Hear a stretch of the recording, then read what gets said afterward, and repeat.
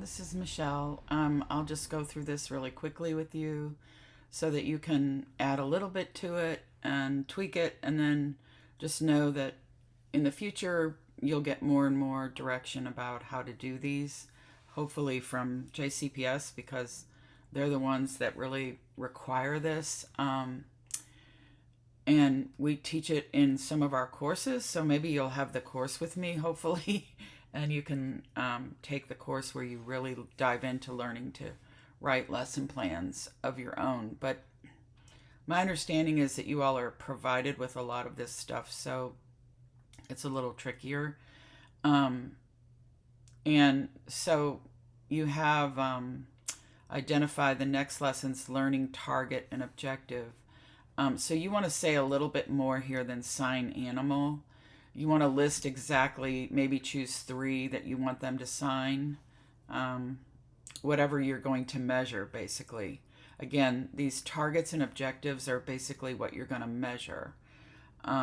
Describe your students' baseline knowledge. So you want to put here what they already know how to sign, or if they don't have any background in it, that's fine too.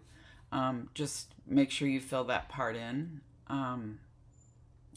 You've got crayons and paper, which I saw, of course, and you gathered the students on the rug, you used a song, and so you have singing Old MacDonald, blue and yellow chairs to prepare for small group.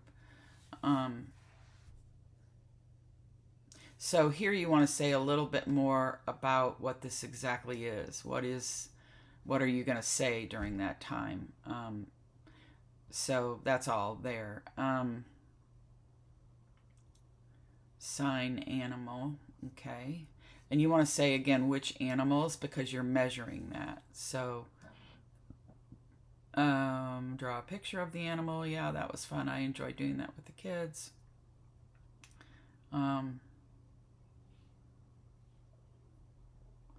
Okay. So basically, what you need to do here is be much more specific.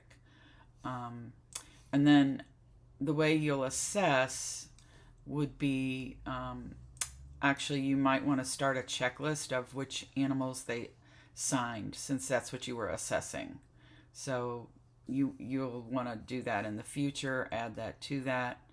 The way this you could do culturally responsiveness is, what I noticed and thought a lot about was that I wondered how many of these children have ever seen these animals or had any experience with them. So most of cultural responsiveness relates to life experiences, and that's just how I like to help my students understand it, so that you don't get bogged down in trying to be, quote, multicultural. Cultural responsiveness is more connected to us being aware of children's life experiences and how those play into what we're working on with them. So a question I had that day was how much these children knew about these animals, or had they seen them? Had they ever had experience with them? And then I saw when I was walking out that they were going to see those animals, or maybe they had been to see them. So that's something that you would want to write about there. So if I think that I feel who enjoyed learning and drawing, and you were preparing them to see the farmer. I gotcha. Okay. So what you would want to do then is go back afterwards and see what they got out of that. So you've got plenty of information here. So I'm going to, so you have, that you're addressing their speech issues. So that's fine. So those are just some little things. They're really not a big deal, to be honest. You're just starting out learning to do this, so don't worry about it. But I hope that's helpful. And you can go ahead and submit it and name me as the reviewer so we can get it taken care of for you.